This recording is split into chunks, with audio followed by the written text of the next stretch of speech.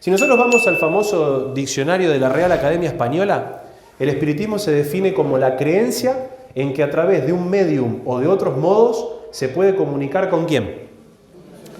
El espíritu de los muertos. ¿Sí? Eso es lo que dice el diccionario con respecto a la definición de espiritismo. Este personaje que ustedes están viendo acá, ¿sí? Acá tienen el nombre. Es bastante difícil, ¿no? Es bastante difícil.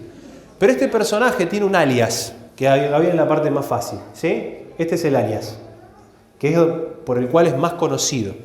Esta persona, como ustedes ven acá, fue un traductor, profesor, filósofo y escritor de Francia. Y ahí se lo consideró como el sistematizador de la doctrina del espiritismo. Es decir, el espiritismo existe hace muchos años.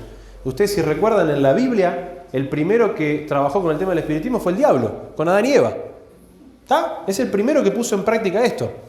Pero digamos que en el mundo, el que agarró todas las ideas que daban vuelta y armó una doctrina, fue este personaje. ¿En qué año? Ahí ustedes tienen el año. Saquen la cuenta cuánto hace. Entonces, mundialmente se lo considera a esta persona como el sistematizador de esta doctrina. Y esta doctrina estudia la naturaleza, origen y destino de los espíritus y sus relaciones con nosotros. ¿Está bien? Así lo presenta la sociedad, así lo presenta el mundo. No sé si vieron alguna vez a estas tres hermanas. Estas hermanas fueron, digamos, las que empezaron a poner un poco en práctica o en boga, o le dieron un poco de ímpetu al tema de la comunicación con los espíritus a través de los famosos golpecitos. No viene el caso contar con detalle toda la historia, ustedes la pueden leer, pero ellas fueron, digamos, las precursoras de alguna manera de esto de la parte práctica de la comunicación con los espíritus, pero el impulsor de todo esto de la doctrina fue Allan Kardec, que es el que vimos antes.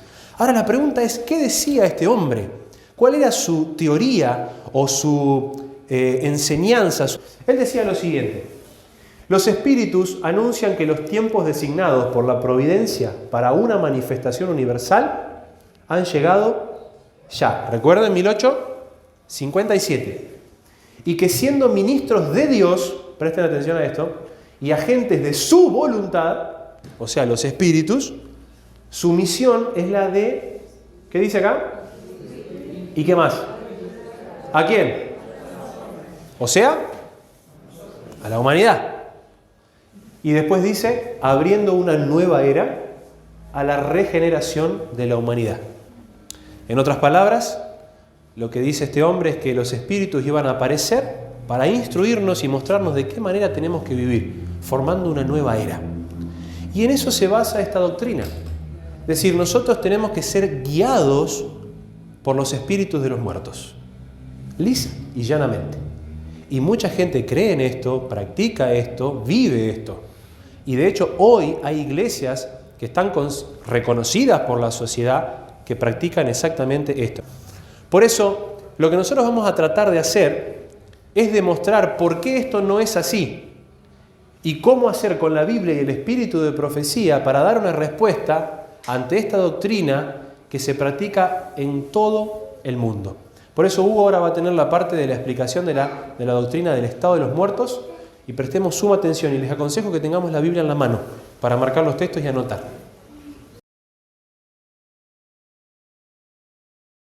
¿Qué sucede cuando morimos? ¿Sí? Vamos a ir directamente a la teoría. ¿Qué pasa con los muertos? ¿Qué pasa cuando morimos? ¿Sí? Una persona muere, esto creo que es muy conocido qué es lo que pasa. De hecho tenemos el versículo que lo conocemos de memoria, ¿no? Eclesiastés 12:7 dice: el polvo vuelve a la tierra como era y el espíritu vuelve a Dios que lo dio. ¿Sí? Esto es básico y común, lo repetimos de memoria. Ahora, este mismo versículo se puede interpretar de un montón de maneras y también se basan en este versículo para decir, bueno, si el espíritu vuelve a Dios, entonces hay un espíritu que hay un proceso de que el espíritu anda dando vuelta, ¿no? Si el espíritu vuelve a Dios, es eso que anda dando vuelta por ahí y es lo que la otra teoría que nosotros estamos refutando es lo que dice. Así que tengamos mucho cuidado con esto y esto es lo que vamos a tratar de develar ahora. ¿Qué es este espíritu que vuelve a Dios? Porque ahí es donde radica nuestra confusión y no sabemos qué explicar. Porque ¿a quién que por ahí ha dado un estudio bíblico, no le han preguntado, y bueno, pero ¿cuál es el espíritu que vuelve a Dios? Y es el aliento de vida, ¿no?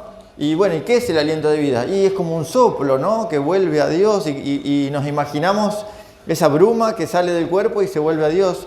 Y vamos a ver que no es eso. Ahora vamos a ver específicamente qué es ese aliento de vida que vuelve a Dios, qué es ese espíritu que vuelve a Dios. Muy bien. ¿Qué puede hacer alguien que ya murió? ¿Sí? Si cuando uno muere, dice, el cuerpo vuelve a la tierra, se desintegra, se hace polvo y ese espíritu vuelve a Dios. ¿Qué puede hacer eso que ya murió y que se separa de esa manera? Eclesiastés 9, 5 y 6. Dice, porque los que viven saben que han de morir, pero los muertos nada saben. No tienen más paga porque su memoria ya es puesta en el olvido. O sea, murió, dice, no saben nada. Y si no saben nada, no puede andar ahí dando vueltas por ahí, haciendo justicia de lo que ya pasó cuando estaba en vida, ¿no? Eso es lo que se cree, ¿no? Que el espíritu anda ahí tratando de hacer justicia, lo que no pudo hacer en vida, o están ahí dando vueltas ayudando a sus seres queridos, ¿no? En cosas que necesitan, o vengándose de personas que tuvieron problemas, ¿no? Esa es la creencia.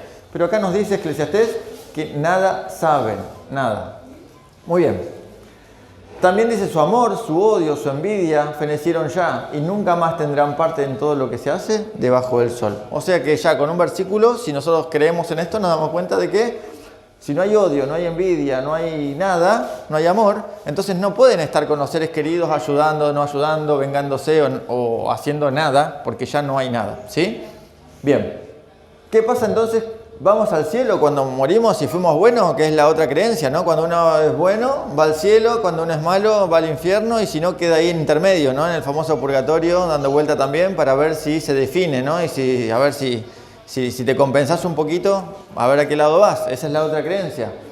Tesalonicenses 4, versículos 16 y 17, dice, porque el Señor mismo, con voz de mando, con voz de arcángel y con voz de trompeta de Dios, descenderá del cielo y los muertos en Cristo resucitarán primero. Luego nosotros, los que vivimos, los que hayamos quedado, seremos arrebatados juntamente con ellos en las nubes para recibir al Señor en el aire y así estaremos siempre con Él. Entonces, si nos ponemos a pensar, cuando venga Jesús con voz de mando, con voz de arcángel y con trompeta de Dios, dice, descenderá al cielo y los muertos en Cristo resucitarán, quiere decir que están muertos acá.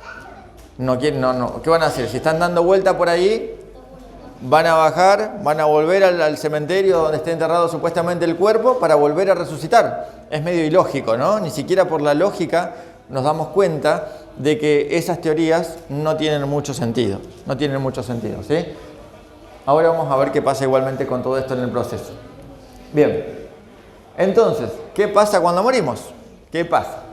Ahí está. Malaquías 3:16 dice, entonces lo que temían a Jehová, hablaron cada uno a su compañero, a Jehová escuchó y oyó, dice, y fue escrito el libro de memoria delante de él para los que temen a Jehová y para los que piensan en su nombre. Y Salmos dice, mis subidas tú has encontrado por mis lágrimas en tu redoma, ¿no están ellas escritas en tu libro? Esto lo escribe David. Entonces, ¿qué tiene que ver estos dos versículos con lo que venimos hablando? Acá estamos mencionando y vemos que en Malaquías, como David mencionan, hay muchísimos versículos en la Biblia, y ustedes también lo han escuchado, acerca del libro de memoria que tiene Dios en el cielo, ¿sí? Sabemos que Dios tiene varios libros en el cielo, uno de ellos es el libro de memoria. ¿Qué tiene que ver con este tema?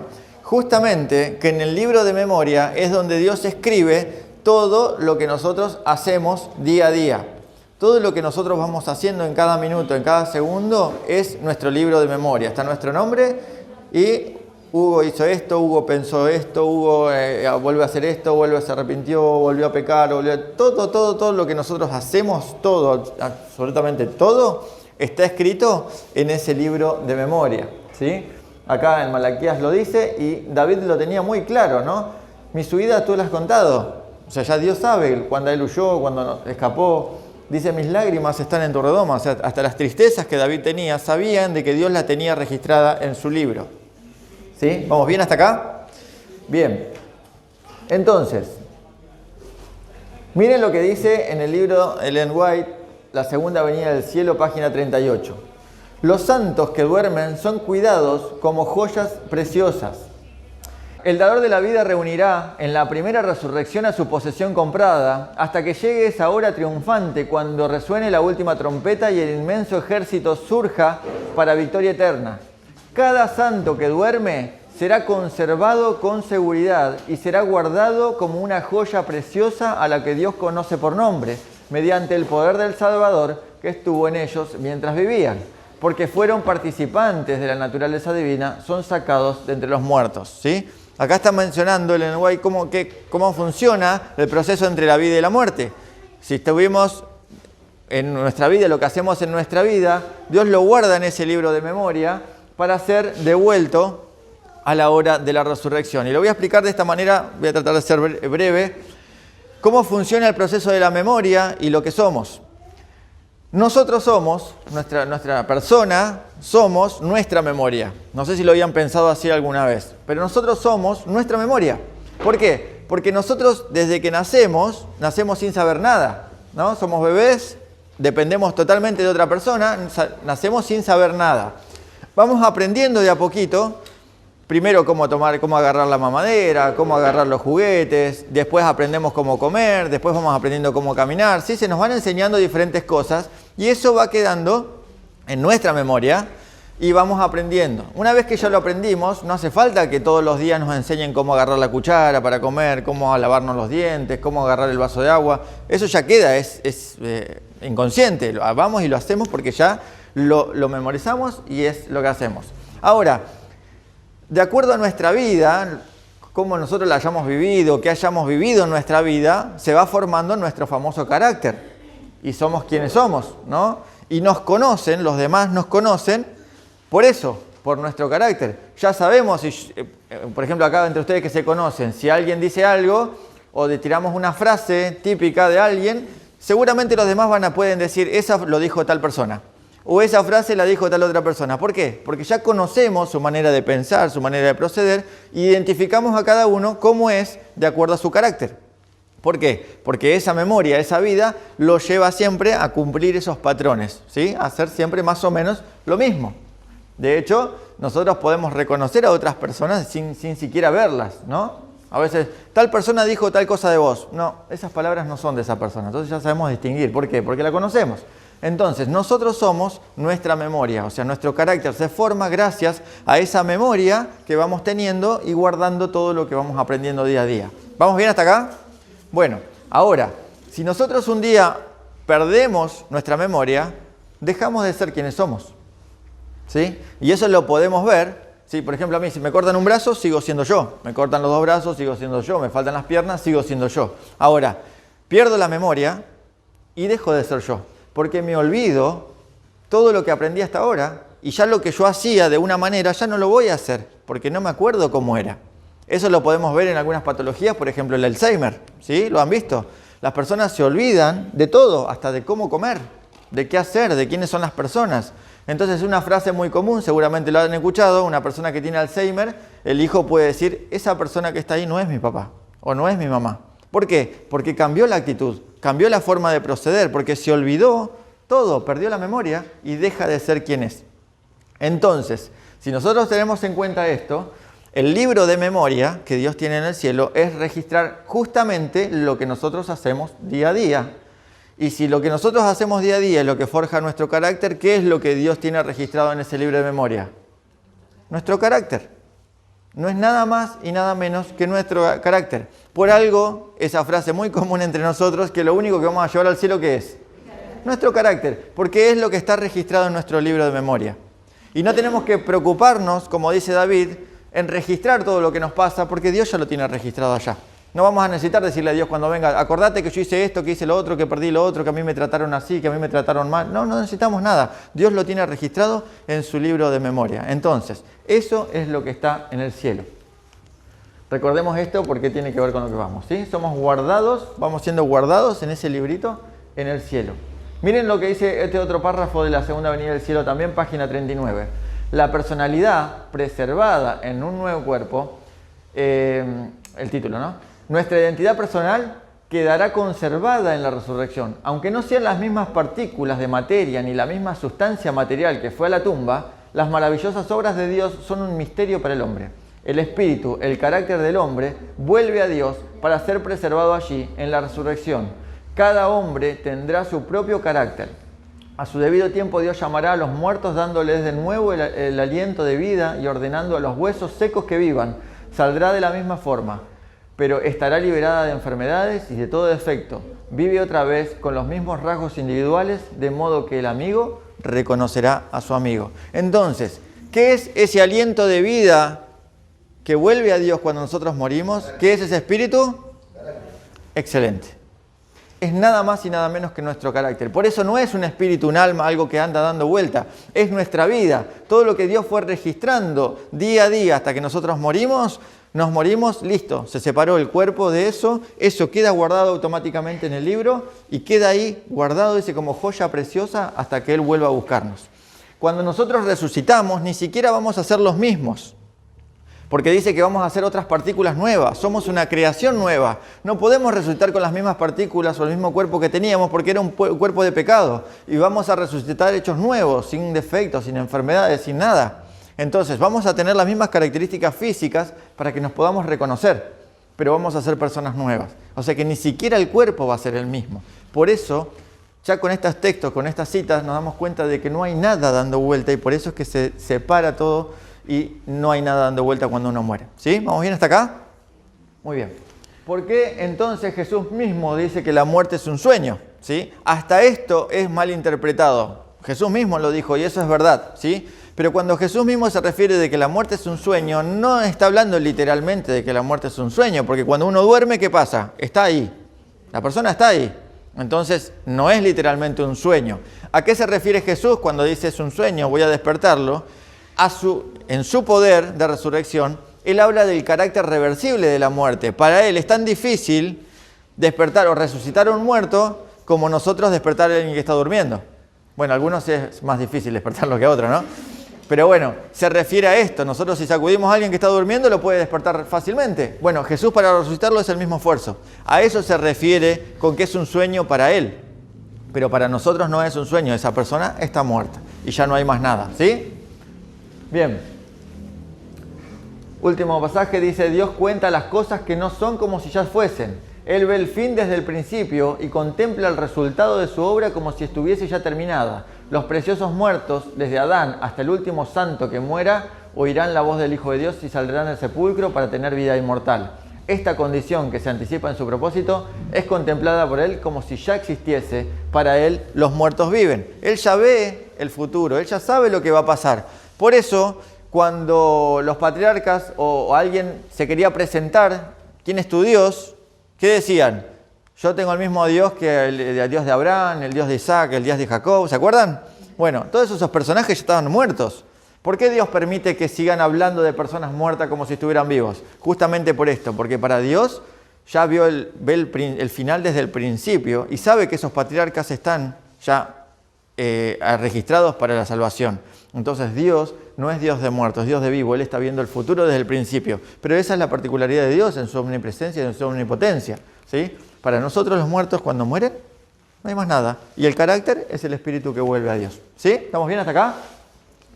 Perfecto. Bien, Lucas 20, 37 y 38 dice, pero en cuanto que los muertos han de resucitar, aún Moisés lo enseñó en el pasaje de la zarza, cuando llama al Señor Dios de Abraham, de Isaac, de Jacob. ¿Sí? Lo mismo que mencionamos recién. Bien, dice, y una voz del cielo que decía, me escribe, bienaventurados de aquí en adelante los muertos que mueren en el Señor. Sí, dice el Espíritu, descansarán de sus trabajos porque sus obras con ellos siguen. ¿Sí? La memoria sigue, lo que uno hizo cuando estaba vivo va a seguir, ¿no? Tal persona hacía tal cosa, tal persona hacía otra, lo que nosotros hicimos va a seguir. Pero nosotros ya no tenemos más parte en este mundo hasta que Cristo venga. Como repaso entonces de esto, y ya damos paso a la siguiente parte, dice, no hay más almas dando vuelta, no hay familiares que nos visiten, no están mirándonos desde el cielo, no se enojan y se alegran por lo que pasa acá. Cuando uno muere, no existe nada. ¿Sí? Muy bien. Como introducción, ya esta es parte de la parte que va a dar Fabio ahora. Entonces, ¿quiénes son los que sí nos visitan? ¿Sí? Porque algunas experiencias hemos tenido que nos han contado. Entonces Satanás tiene poder incluso para hacer surgir delante de los hombres la apariencia de sus amigos fallecidos. La falsificación es perfecta, la expresión familiar, las palabras, el tono de voz, son reproducciones como maravillosa nitidez. Muchos se consuelan con la seguridad de que sus amados están disfrutando de las aventuras celestiales, sin sospechar del peligro. Prestan oídos a esos espíritus seductores y a doctrinas de demonios. ¿Sí? Como introducción, esto es lo que pasa.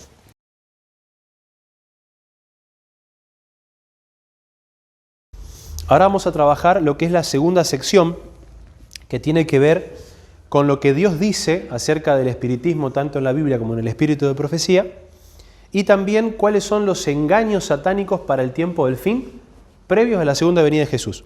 O sea, vamos a ver un poco de profecía. ¿Está bien? ¿A cuántos les gusta la profecía? Bueno, este es el momento entonces oportuno para prestar atención a este tema. Miren, acá van a ver 3 textos donde Dios... Hay 5 textos, son los primeros 3. Observen lo que Dios menciona sobre el espiritismo. Levítico 19 dice, no practicarán la adivinación ni la brujería. Y cuando Dios dice que no, es no. Los mandamientos. No matarás, no cometerás adulterio, no hurtarás. No, es no. ¿Está? No recurran a los que evocan a los muertos, ¿no? A los famosos curanderos muchas veces, algo tan común entre nosotros, en la sociedad me refiero. Ni busquen a los adivinos para contaminarse con ellos. ¿Y quién está hablando? Yo el Señor. Y luego Isaías 8:19, y cuando os digan, consultad a los médiums y a los adivinos que susurran y murmuran, decid, ¿no debe un pueblo consultar a su Dios? ¿Acaso consultará a los muertos por los vivos? Observen estos 2 que vienen a continuación, siguiendo la misma línea. Deuteronomio arriba, no sea hallado en ti quien haga pasar por fuego a su hijo. ¿Se acuerdan del dios Moloc? Bueno, este era el dios Moloc. O a su hija, ni quien sea mago, ni exorcista, ni adivino, ni hechicero, ni encantador, ni quien pregunte a los espíritus, ni espiritista, ni quien consulta a los muertos. ¿Por qué? Porque esto es una abominación a Dios. Hermanos, es con tanta sutileza que el enemigo trabaja que a veces sin querer nos metemos en estos terrenos. No sé cuántos han escuchado hablar del famoso juego del Charlie Charlie. Seguro los más jóvenes habrán visto en la escuela. El juego consistía en agarrar una hoja, hacer una división como si fuera una cruz, poner sí, no, y agarrar una lapicera, ¿no es cierto? Y ponerla ahí, pero no girarla. Y preguntar al famoso Charlie, que es el enemigo, y hacer una pregunta. Entonces la lapicera se movía para el sí o para el no. Eso es como el juego de la copa. Son todas cosas sutiles que uno entra muchas veces por curiosidad y después se mete en terrenos que no puede salir. Ahora vamos a hablar un poquito de esto. Pero estas cosas dice que son una abominación para Dios. Y segundo de Reyes, hizo pasar por fuego a su hijo, practicó la hechicería, usó la adivinación y trató con medios espiritistas. ¿Hizo qué cosa? ¿Ante quién? O sea que la Biblia es muy clara en relación al tema del espiritismo o del ocultismo. Observen las citas a continuación. Acá vamos a hablar un poquito acerca de la curiosidad, que es por lo que generalmente se entra en estos terrenos. La cita que está en el libro Cada día con Dios menciona que muchos están incursionando en el espiritismo simplemente ¿por qué? Entran por curiosidad. Yo no voy a preguntar en esta tarde si alguno de los que estamos acá jugamos al juego de la copa, o si a la Ouija, o si fuimos a una iglesia X, o si hicimos una sesión espiritista, o si nos tiramos las cartas, si fuimos un curandero. ¿Está bien? Porque se supone que son cosas de nuestro pasado, y el pasado fue. Pero la mayoría de las personas ingresan en este terreno simplemente por la curiosidad. El ser humano por naturaleza es curioso. Yo le voy a contar una anécdota sencilla. ¿Alguno es colportor o fue colportor acá? Bueno, yo fui colportor 8 años, casi 9 años, para pagarme los estudios y demás. Y cuando íbamos a ciertas casas, tocábamos el timbre, por lo general pasaba con las señoras mayores, no tengo nada en contra de las señoras mayores, ¿está bien? Pero no sé por qué, por lo general pasaba, por miedo tal vez, que yo la veía que me estaba espiando por la ventana, atrás de la cortina, y no me abría la puerta. Y yo tocaba el timbre 1 vez, 2 veces, 3 veces. Y cuando me iba, salía a ver quién le había tocado la puerta. Salía a la vereda. ¿Qué pasaba dentro de ella? ¿Había qué? curiosidad, ¿quién es este que tocó mi puerta que no lo conozco?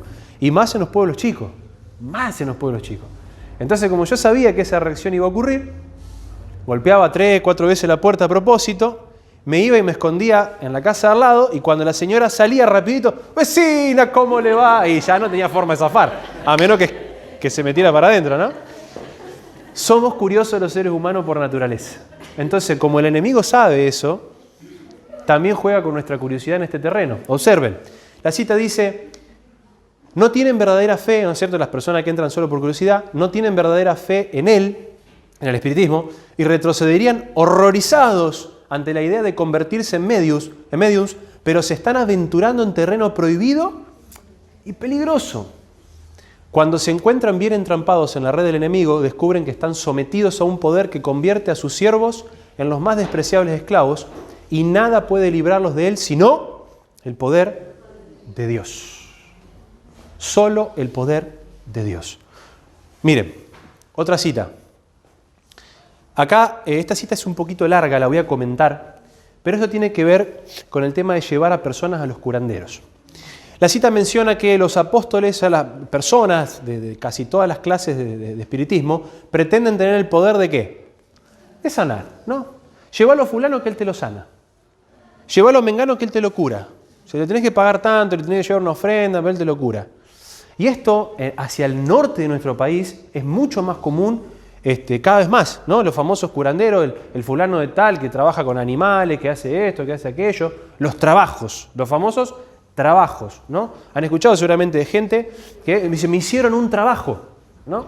Bueno, estos son los famosos curanderos, los sanadores.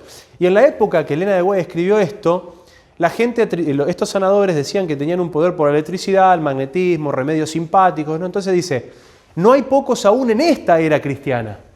Y ustedes asentaban con la cabeza cuando les dije si conocen a alguien, ¿no? Porque esto cada vez es más común. Dice, hay gente que acude a esos sanadores en lugar de ¿qué?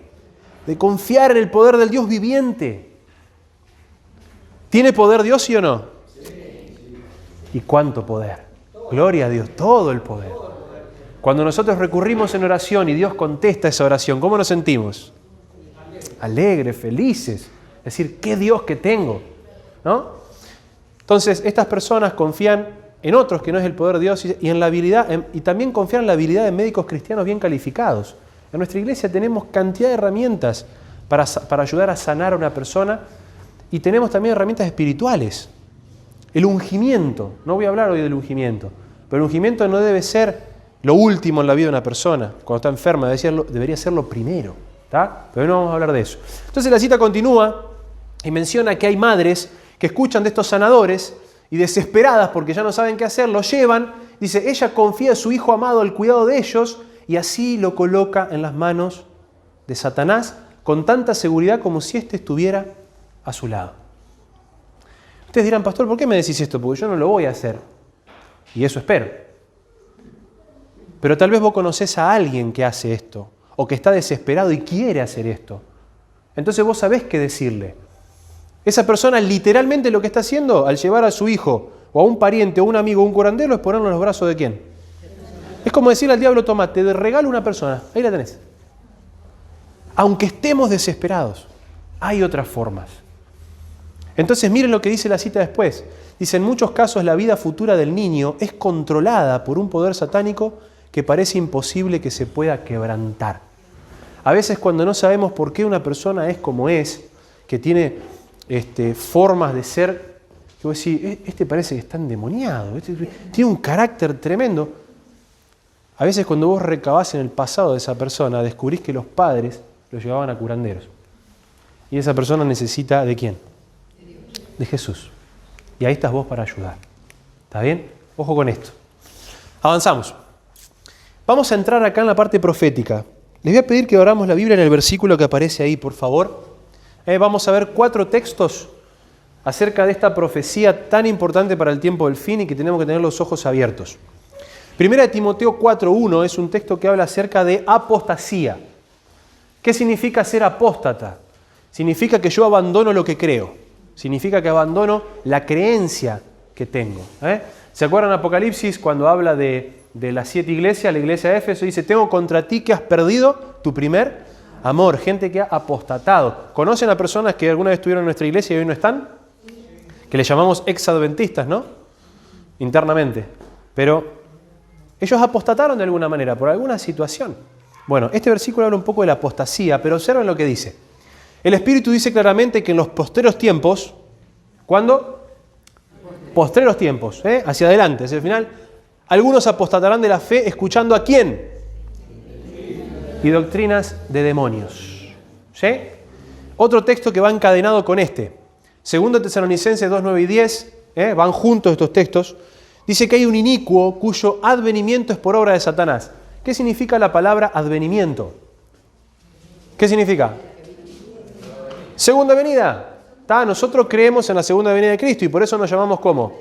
Adventistas, porque creemos en la segunda venida de Jesús. Entonces, ahora dice la Biblia que hay un advenimiento, pero es por obra de ¿quién? Y miren cómo es ese advenimiento. Con gran poder, señales, prodigios mentirosos y con todo engaño de iniquidad, ¿para quién? Para los que se pierden y los que no recibieron el amor de la verdad. Personas que no estudian o que no conocen la Biblia. Pero hay personas que también conocen la Biblia y que serán engañadas. Porque Mateo 24 dice que el diablo intentará engañar si fuere posible aún a los escogidos. Entonces todos debemos estar alertas. Todos debemos escudriñar la palabra de Dios. Apocalipsis 13, 13 y 14, encadenado con estos textos, son todos textos que arman una misma cosa. También dice, hace grandes señales de tal manera que aún hace descender fuego del cielo a la tierra delante de los hombres. Hablando de lo que el diablo va a hacer en el tiempo del fin. Y engaña a los moradores de la tierra con esas señales. Y el último texto, también de Apocalipsis, dice, vi salir de la boca del dragón y de la boca de la bestia y del falso profeta 3 espíritus inmundos a manera de ranas. ¿Qué son esos espíritus inmundos? Dice, ¿espíritus de qué? De demonios. ¿Que hacen qué cosa? Señales. ¿Y a quiénes van? A los que gobiernan el mundo. Ahí dice reyes de la tierra. A los que gobiernan el mundo. No apuntan bajo, apuntan alto. Porque si vos lográs gobernar la cabeza, es más fácil gobernar el cuerpo. Y pensando en estos textos, teniendo en cuenta estos versículos, me llevó automáticamente a pensar en un texto principal de la Biblia que para nosotros es muy importante. Simplemente un resumen. Observen, estos son los 4 textos que leímos.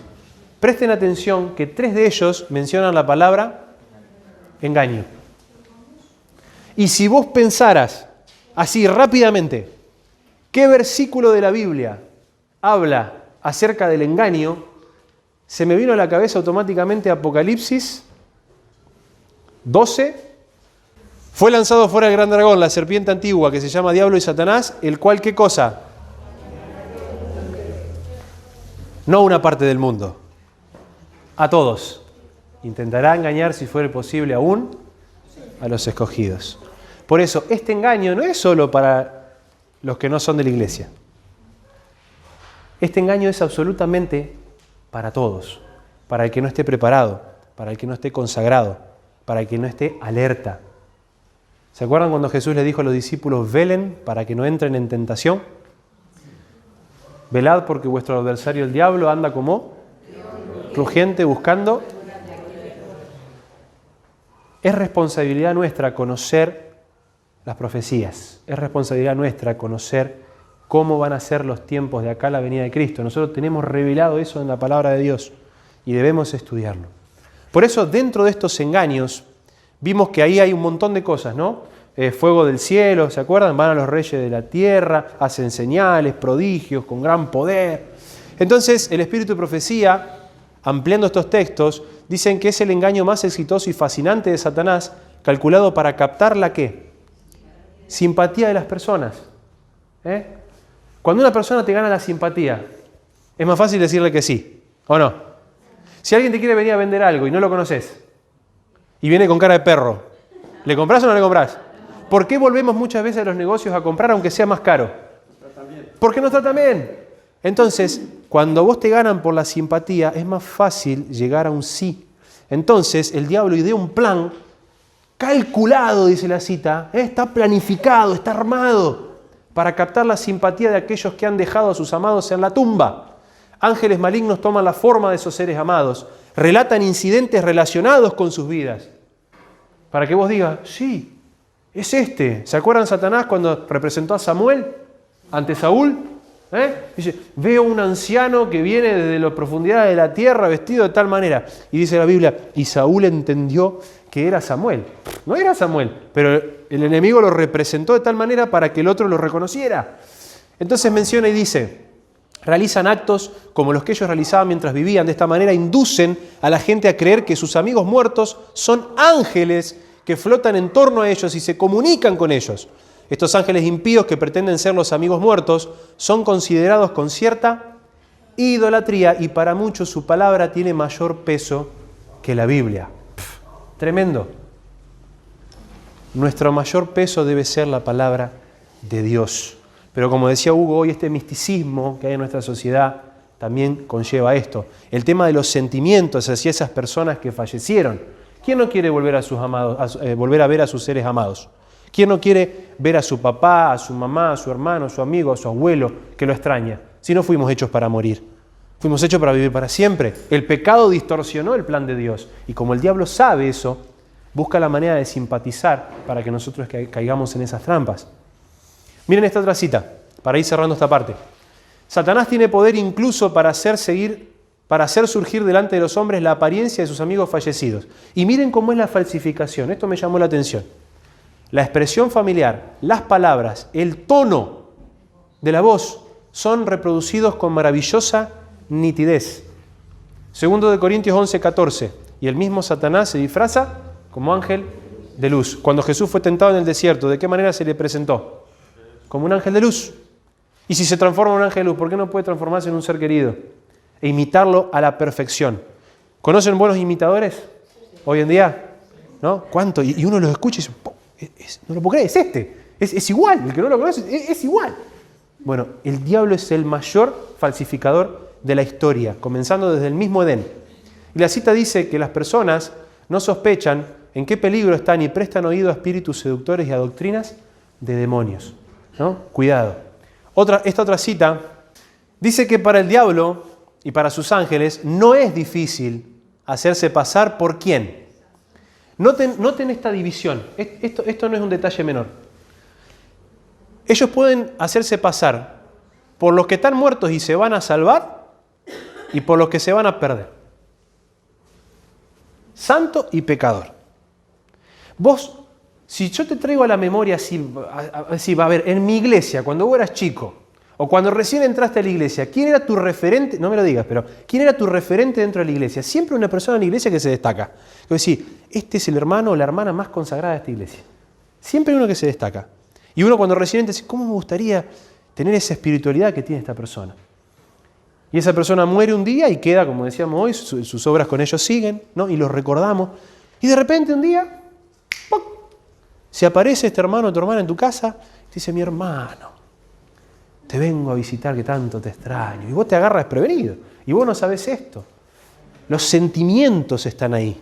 Las emociones. Esa simpatía. Entonces, la cita dice que logra que su encarnación sea visible para nosotros. Los vemos, están ahí, ¿no? Dice, estas manifestaciones serán más frecuentes a medida que nos aproximemos al tiempo del fin.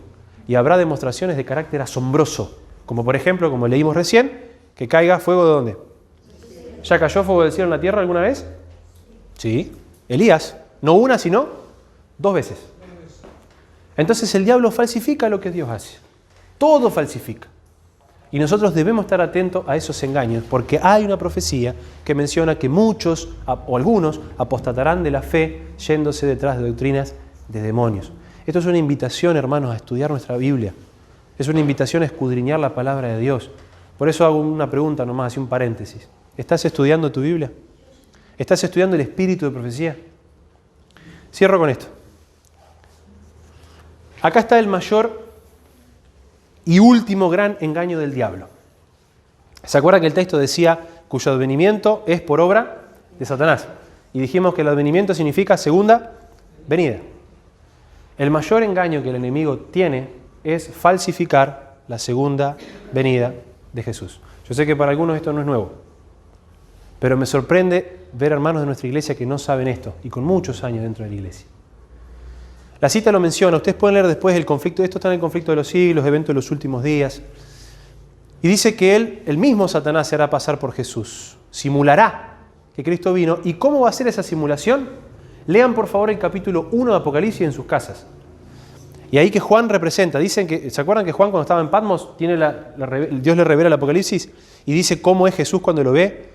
Su rostro que brilla como el sol, los pies como bronce bruñido, ¿se acuerdan? Bueno, esa misma imagen es la que el enemigo va a falsificar cuando se haga pasar por Cristo. Exactamente lo mismo. Y la cita está cortada porque es re larga, pero cuando el enemigo venga haciéndose pasar por Jesús, él va a recorrer diferentes puntos del mundo porque no lo van a poder ver de todos lados. Lo van a ver por ciertos lugares y la noticia se va a ir corriendo. Entonces él va a sanar a las personas, ¿no? Va a hacer ciertos milagros, va a caminar por la calle con la gente. Y cuando tenga captada la simpatía del mundo entero, va entonces a decir esto. Va a asegurar que el día de reposo cambió del sábado al domingo y va a mandar a todos a que santifiquen el día domingo bendecido por él. Entonces la gente que no sabe esto dice, Jesús está diciendo que el sábado no es mal día de reposo. ¿Ahora cuál es? El domingo. ¿Le hacemos caso a Jesús o no le hacemos caso? Por supuesto, es Jesús, hay que hacerle caso. Y ahí muchas personas van a ir detrás de eso. Pero hay un detalle que menciona Dios y que dice que dentro de este engaño no se le permite a Satanás falsificar la forma en que se producirá el advenimiento. Yo les pregunto a ustedes, ¿cuál es la forma? Muy bien. Todo ojo lo verá. ¿Pisará la tierra? No pisa la tierra. ¿Dónde dice eso que no pisa la tierra? Versículos. Vamos, ya. Los maté. Primera de Tesalonicenses 4. No pisa la tierra. ¿Por qué? Porque dice, Primera de Tesalonicenses 4, versículo 16, y recibiremos al Señor en el aire. Ese detalle es fundamental. ¿Por qué no pisa la tierra Cristo? Por el pecado, porque hay que ser purificada, santificada. Así como el relámpago sale del oriente y se muestra hasta el occidente, así será la venida del Hijo del Hombre. Se ve de todas partes. Entonces, Satanás la puede falsificar, pero hasta cierto punto. No existe posibilidad alguna de falsificar esta venida, pues será presenciada por el mundo entero. Por eso, cuando el enemigo venga, va a salir por las noticias, se va a escuchar primero allá, primero acá, y se va a ir recorriendo la noticia. Entonces, ¿qué tiene que ver esto con el espiritismo, con el ocultismo? Todo tiene que ver. Porque si nosotros entendemos que las personas muertas están, entonces esos que se van a aparecer diciendo cosas a las personas no son nuestros seres queridos, son demonios. Falsificaciones de esas personas que están descansando, que están esperando la segunda venida de Cristo. Y sé que el diablo va a tener engaños para mí y para todos. Y si yo no quiero ser engañado, hoy tengo que prestar atención a esas señales. No debemos practicar la hechicería, no debemos practicar el espiritismo, ya lo sabemos bien claro. Pero tenemos que estar atentos a la palabra de Dios porque es nuestra única salvaguarda.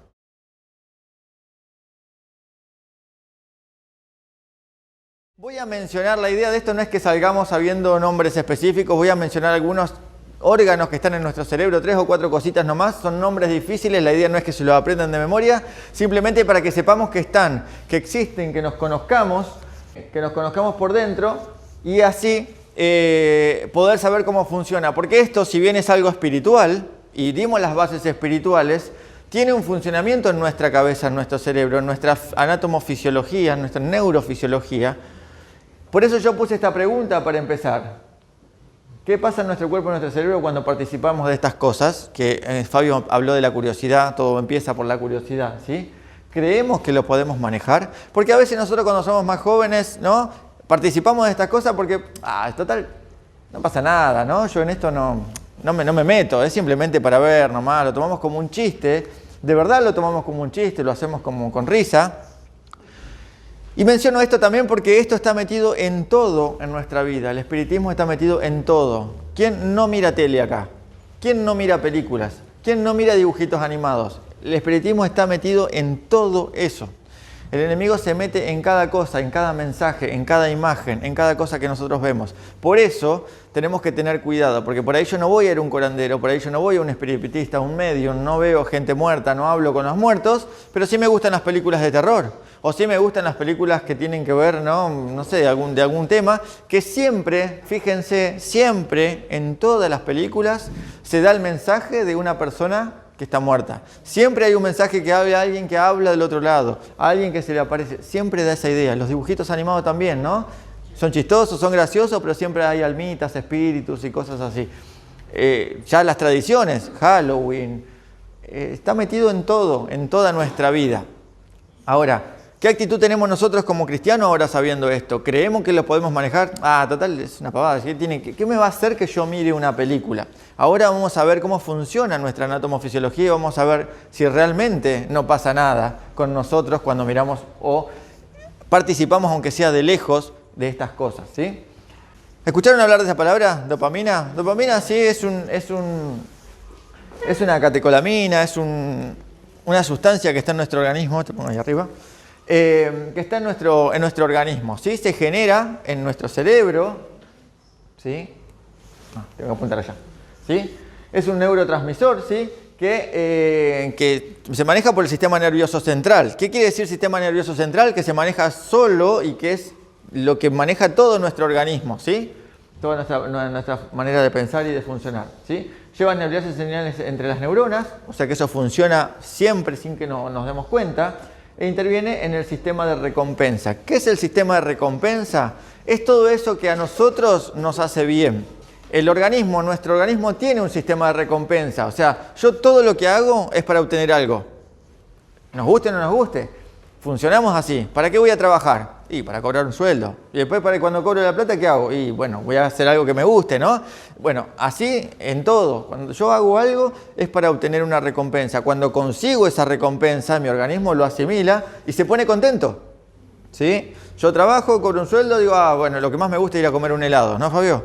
Me voy a la heladería, me como el helado, y así somos felices, ¿no? Ya está, me puedo morir acá, ¿sí? Eso es lo que pensamos. Es el sistema de recompensa. Cuando nosotros hacemos algo, el organismo se siente satisfecho por eso que logré, activa este sistema de recompensa, libera dopamina con otros neuroquímicos que ahora vamos a ver, y eso me hace sentir feliz, me hace poner contento y si yo estoy contento, quiere volver a repetirlo. Entonces, si ese hecho me hizo feliz, ¿qué voy a hacer cuando cobre el mes que viene?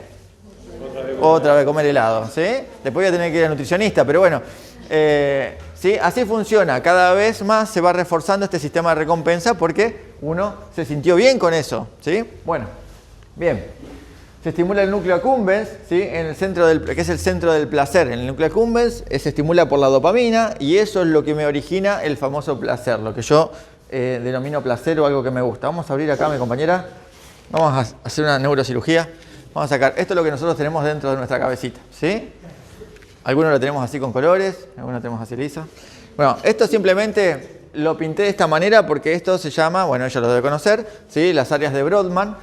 Si bien en nuestro cerebro no están divididas por colores, se ve así, estas áreas existen realmente y son todas las partes y las funciones de nuestro cerebro. Cada una de estas partes tiene un número, ¿sí? Que ya está determinado por la anatomía, que se ocupa de una función en nuestro cuerpo, ¿sí?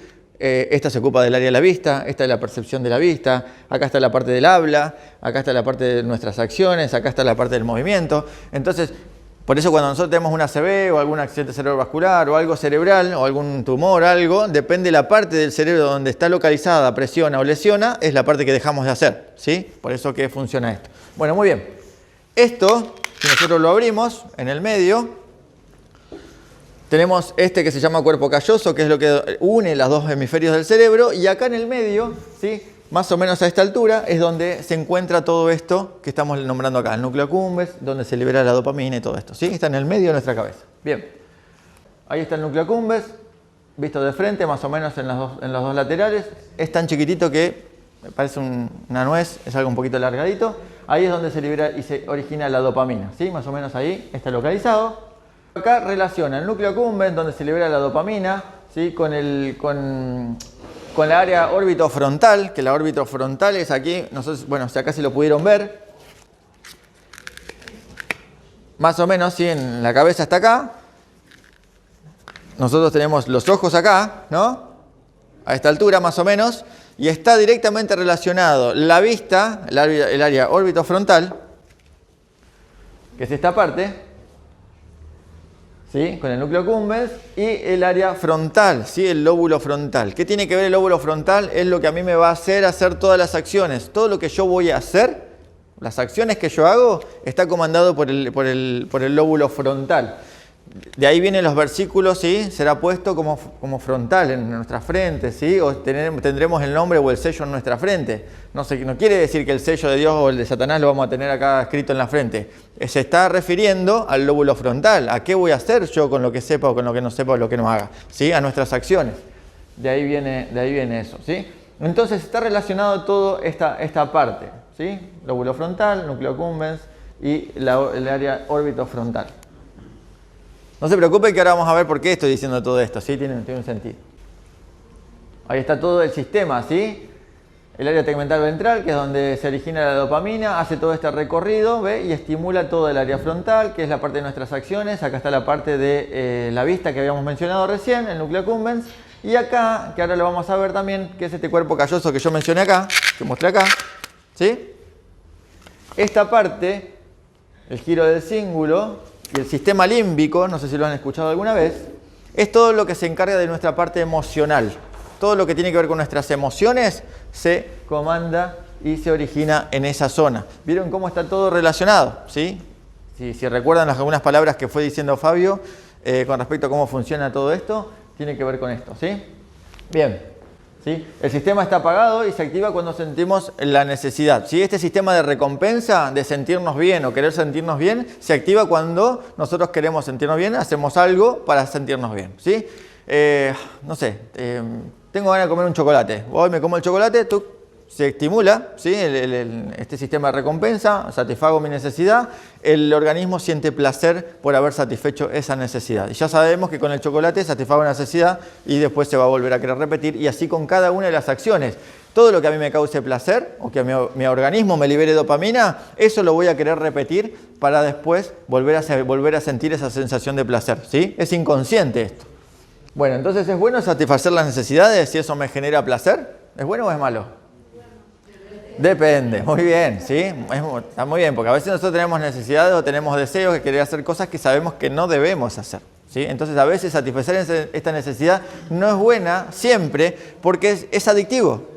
Exacto, no lo podemos controlar, llega un momento que es adictivo, ¿sí? Cada vez queremos más. Y esto nos pasa a los que nos gustan los deportes de riesgo, ¿sí? Una vez hago una cosa y me genera esa adrenalina, ¿no? Y cada vez quiero algo más difícil y después quiero hacer algo más difícil y así, ¿no? Y así con cada cosa que nos gusta, cada vez vamos por más. Es como la droga. Llega una dosis que hoy me hace efecto, pero ya la próxima ya no me va a hacer lo mismo. Yo necesito generar algo nuevo porque esto ya no me satisface. Entonces quiero sumar un poquito más para que me genere un poco de satisfacción y de placer. Entonces la próxima más. Y así funciona la droga y así cada cosa que nosotros lo tomamos como conducta placentera en nuestra vida. Bien. ¿Sí? Acá está la amígdala también, que es otra área que funciona. La amígdala es eso que nosotros nos hace sentir simpatía con el otro. ¿Sí? La amígdala es lo que yo hago, que si uno bosteza, el otro bosteza. ¿Por qué? Porque quiero generar empatía. El organismo me dice, alguien está bostezando, vos tenés que ser simpático, tenés que acompañar a esa persona. Entonces bosteza también para sentirse igual. ¿Sí? ¿No sabían cómo se transmitía el bostezo? Hoy lo saben. Muy bien. Es por culpa de la amígdala, ¿sí? Este cosito chiquitito como una nuez que tenemos ahí. No, más chiquita que una nuez, parece un maní. Sí. Miren que está en el medio de todo lo que nosotros mencionamos. Todos los sistemas que estoy mencionando están todos unidos ahí casi en el centro, en la parte frontal y central de nuestro cerebro, ¿sí? La corteza frontal y la amígdala. Entonces, yo miro a alguien o algo o a alguien, la amígdala me quiere hacer simpático con esa persona, me quiere hacer empático, imito eso que está haciendo esa persona para generar simpatía, es inconsciente. Eso generalmente va a causar un placer cuando logro esa empatía con la otra persona, va a causar una satisfacción en mi cuerpo porque estoy logrando el objetivo del cerebro, que es causar empatía. Entonces, ¿qué pasa? Funciona como una droga. Lo voy a querer volver a hacer para volver a sentir esa satisfacción y cada vez más, ¿sí? ¿Sí? Este es el sistema del estrés. Acá lo menciono rápidamente. ¿Sí? Todo lo que nosotros mencionamos está en el cerebro. Con el estrés funciona lo mismo, ¿sí? Una situación estresante ya no es placentera, porque el estrés o algo que me causa miedo o que me asusta no es placentero, podemos decir, ¿no? ¿A quién le gusta asustarse? A nadie, ¿no? Bueno, pero ¿saben qué? Esa sensación causa lo mismo que una sensación de placer, satisfacción o un placer. Se libera las mismas sustancias, que es la dopamina, la adrenalina y la catecolamina. ¿Por qué? Porque cuando uno se asusta, eso genera un sistema en el organismo, ¿sí? De la glándula pituitaria, avisa a las glándulas suprarrenales, ahí entran los riñones también. Las glándulas suprarrenales liberan sustancias, cortisol sobre todo, ¿sí? Que es esto que nos hace ser más dulces, algunos demasiado y nos volvemos diabéticos, pero el cortisol hace que me dé la energía, el azúcar hace que me dé la energía para yo poder reaccionar a eso, ¿sí? Yo estoy en las vías del tren, viene el tren, ¿qué hago? En el mejor de los casos, salgo, ¿no? Pero a mí me va a generar un estrés, porque el tren me está tocando bocina, lo tengo ahí, ¿qué hago? Esa situación estresante me asusta. La glándula pituitaria le dice a la glándula suprarrenal, libera cortisol porque necesitamos energía para correr. Entonces libera eso rápidamente, se mezcla con la dopamina, libera todo el sistema este de que hablamos, le avisan a mi corteza frontal que tengo que hacer algo con el cuerpo, que es correr. Entonces me escapo y zafo de la situación, ¿sí? Esto es necesario, es una situación estresante, no está buena, nos asustamos, pero en mi organismo me generó adrenalina. ¿Qué pasa cuando yo logro zafar del tren? ¡Ah, soy un héroe! ¿Cómo me escapé del tren? ¿No? ¿Nos pasa eso? Por más que nos haya asustado, cuando nos liberamos de esa situación estresante, a nosotros nos causa placer. Es inconsciente, aunque no querramos. Algo me asusta, me da miedo, después la sensación en mi cuerpo es de placer. Por eso tenemos que tener cuidado con lo que vemos, que es lo que me está generando esta sensación de recompensa que mi cuerpo me va a pedir después. Bien. Bueno. Ahora, ¿creemos que lo podemos manejar? Vemos que esto es inconsciente, ¿sí? Esto es cómo funciona más o menos nuestro organismo. ¿Se entendió más o menos el proceso de nuestro organismo, cómo funciona? Bueno, esto es inconsciente. No lo podemos manejar. Esto se genera de forma autónoma en nuestro cuerpo, ¿sí? Esa sensación de satisfacción la sentimos con un montón siempre lo vamos a sentir. Cuando no nos funciona esto es porque hay alguna patología que nos inhibe esto. ¿Sí? Generalmente la gente depresiva tiene inhibido esto porque faltan sustancias, no vamos a entrar en eso ahora, que me causan la depresión y no me dejan sentir esta sensación de placer, no tengo motivación para la vida, ¿sí? Pero generalmente esto nos pasa a todos. Y tenemos que tener cuidado porque esto está metido, como dije en el principio, en todos los lugares. Y causa curiosidad. Yo he tenido la desventaja o desgracia, por decirlo de alguna manera, de poder presenciar algunas cosas que tienen que ver con esto, ¿no? No voluntariamente, por ahí en trabajos que he estado o en situaciones también dentro de la iglesia, de personas que han estado en contacto con estas cosas y bueno, hemos tenido que lidiar con estas situaciones, no son nada lindas, no son nada lindas. Lo que algunos lo ven como juego, cuando vemos la consecuencia final, ¿no? Que es una persona endemoniada o la presencia del enemigo, les puedo asegurar que no se las recomiendo a nadie. No está bueno, no está bueno. Fabio creo que también ha tenido la posibilidad de estar y no se lo recomiendo a nadie. Si a mí me gustaría participar de vuelta, no lo quiero porque son cosas realmente feas. Y yo les puedo asegurar que las situaciones que he vivido en la vida real son exactamente iguales que las películas de terror. Entonces, yo en un momento en mi vida he mirado películas de terror porque me causaban gracia, nunca tuve miedo. Pero cuando entendí esto y cuando pude estar en presencia del enemigo, literalmente adelante mío, y veo que esa situación es igual que las películas de terror, entonces yo dije, entonces acá algo hay. ¿Cómo esta persona que hizo esta película puede saber y puede representarlo tan exactamente como es Satanás en la vida real? Evidentemente está Satanás en esa película, está el enemigo mostrándome eso. Entonces tenemos que tener mucho cuidado porque es un camino de ida. Cuando yo empiezo a mirar eso, empiezo a generar esta sensación de placer inconsciente en mi cuerpo, cada vez voy a querer más. Y no solamente va a causar esto y no va a pasar nada, sino que esas ideas se van metiendo en mi cabeza, la amígdala se va a empezar me va a empezar a pedir a que yo imite esas cosas, porque voy a querer lograr eso, es todo inconsciente, no lo podemos manejar, ¿sí? Ahora les voy a pedir que vamos a hacer una experiencia, vamos a ver cómo funciona esta dopamina en nuestro cuerpo. Les voy a pedir que apaguen todas las luces. Tranquilo que no es nada raro. No es nada raro, nada, simplemente van a hacer. Apaguen todas las luces y les voy a pedir que cierren los ojos. ¿Tienen todos los ojos cerrados? Ahora vamos a experimentar cómo funciona la dopamina en nuestro cuerpo. Tienen los ojos cerrados, imagínense que fueron todos al cine a ver una película de terror. Están todos esperando el momento crucial, ¿no? Eso que nos va a causar miedo. Bueno, los ojos cerrados, nos relajamos. Ahí está, prendemos las luces. ¿Qué pasó? ¿Qué pasó? ¿Se dieron cuenta? Sí. ¿Qué pasó? No sabían que estaban esperando, ¿no? No sabían lo que iba a pasar. No sabían lo que iba a pasar. ¿Les causó miedo? ¿Pero qué vino inmediatamente después del susto? Una sensación, ¿no? Algo que cambia. ¿Y qué hicieron todos después? Se rieron. Se rieron, ¿sí?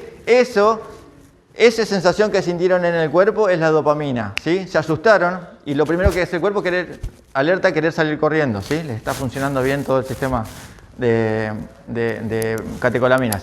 Ahora, cuando pasó ese miedo y se dieron cuenta que no era nada, simplemente fue un susto, un ruido, la sensación de placer, viene la risa, ¿sí? Eso es lo que causa nuestro cuerpo cuando nosotros estamos frente a una situación estresante o de miedo o lo que vemos. A veces es evidente, a veces es inconsciente, pero todo eso empieza a trabajar en nuestro cerebro día a día y cada vez se va activando más este sistema de recompensa y cada vez buscamos más. Y el enemigo sabe esto, porque hoy me va a dar una cosita, me llamó la atención, mañana me va a dar dos, hasta que nos vamos a llegar a un momento de que no vamos a poder salir. Y se lo digo con justa causa de personas y de conocidos que han entrado en este mundo simplemente jugando y después me dijeron, no sabíamos, cuando yo me di cuenta ya estábamos haciendo sacrificio de personas. A ese nivel, no se dan cuenta y empieza como un juego. Entonces tengamos cuidado con esto, qué vemos, qué escuchamos, nuestros hijos, nuestros nietos, qué están en contacto con qué. No nos volvamos fanáticos con esto tampoco, ¿sí? Pero sepamos que son cosas que no tenemos que meternos, ni siquiera escuchar historias, ni siquiera decir, ay, te voy a contar, no nos metamos en esto, sepamos cómo funciona y nuestra única base para esto es Dios. Leamos la Biblia, leamos a Elena de White, invertamos tiempo en esto y no tiempo en buscar cosas que no nos van a construir nada, al contrario, nos van a alejar de Dios. Leemos dos versículos para terminar. Mateo 19, 26. Mirándolos, dice, Jesús les dijo, para los hombres, esto es imposible, mas para Dios todo es posible, ¿sí? Todo lo podemos hacer con Dios. Y Romanos 8:31 dice, ¿qué pues diremos a esto? Si Dios es por nosotros, ¿quién contra nosotros? Cada uno sabe en qué situación está, pero sabemos que Dios nos puede sacar de esto, ¿sí? Que Dios nos bendiga. Bueno, ¿vamos bien hasta acá? Queda una hora más todavía. No, mentira. Nos quemó mucho tiempo el tema de esto. Esto de estar ahí. Pero esperamos que esté siendo de su agrado, que estén aprendiendo.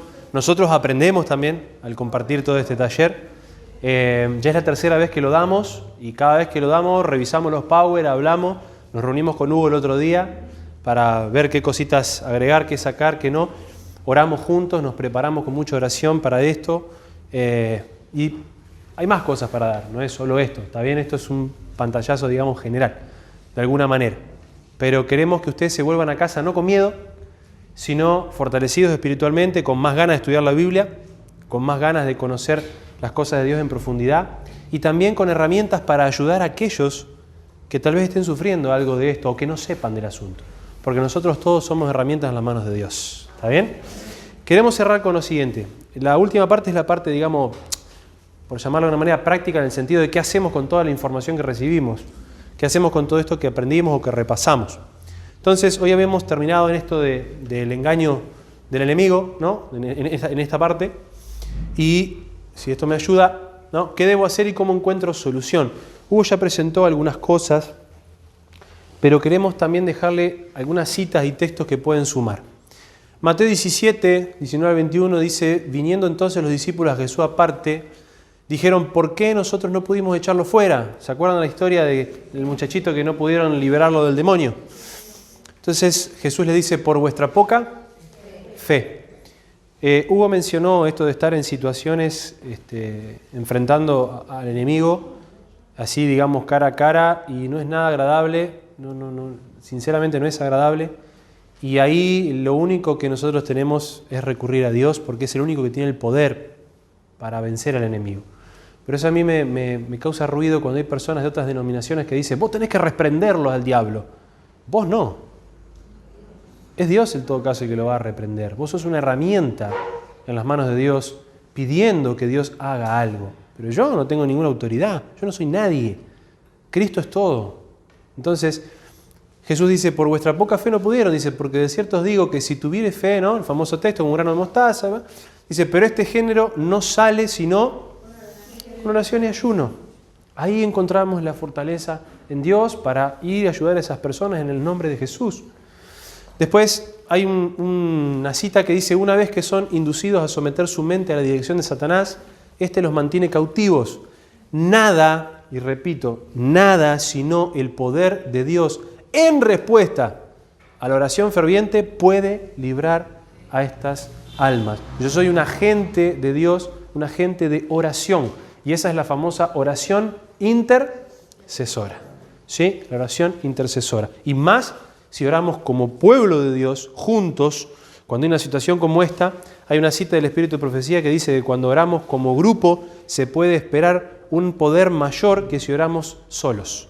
Por eso la oración en grupo puede muchísimo. Y hay un canto que dice, cuando el pueblo de Dios ora, suceden cosas.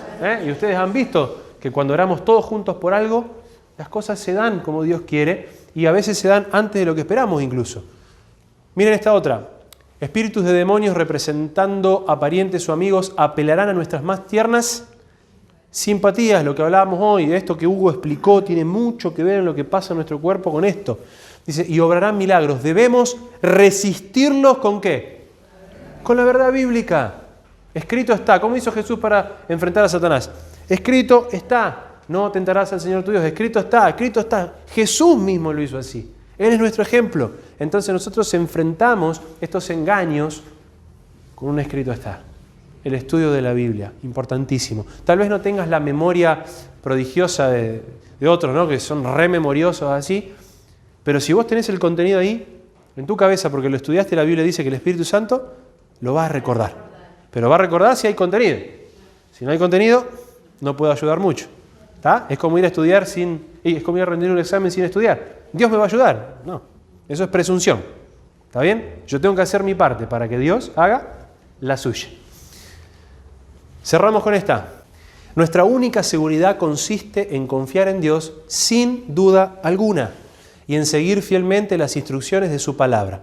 La Biblia es la única carta que señala la senda estrecha que evita los abismos de la destrucción. ¿Qué cosa es? La Biblia. La Biblia, la Biblia. ¿Cuánta gente tiene Biblia en casa? Como adventistas fuimos conocidos en una época como el pueblo de la ¿qué? De la Biblia. Hoy, y permítanme sincerarme como pastor acá delante de usted, me desgarro en el corazón delante de usted, hoy no puedo decir lo mismo. Hoy no puedo decir lo mismo. Hemos perdido el estudio de la Biblia. Nos quedamos con los hermosos sermones que escuchamos, comemos la Biblia enlatada, con las famosas meditaciones, que no tengo nada en contra de las meditaciones, son importantísimas, están para leerlas, yo las leo, pero si me quedo solo con eso, estoy tomando, diría el apóstol Pablo, lechita. Y necesito comer vianda, dice la Biblia. Vianda. Dice, ojo con la leche adulterada, dijo Pablo.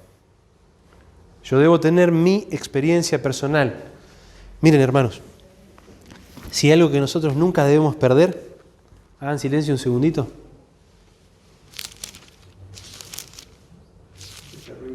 Este ruidito en casa. ¿Qué me dice Dios? Señor, ¿qué tenés para decirme hoy?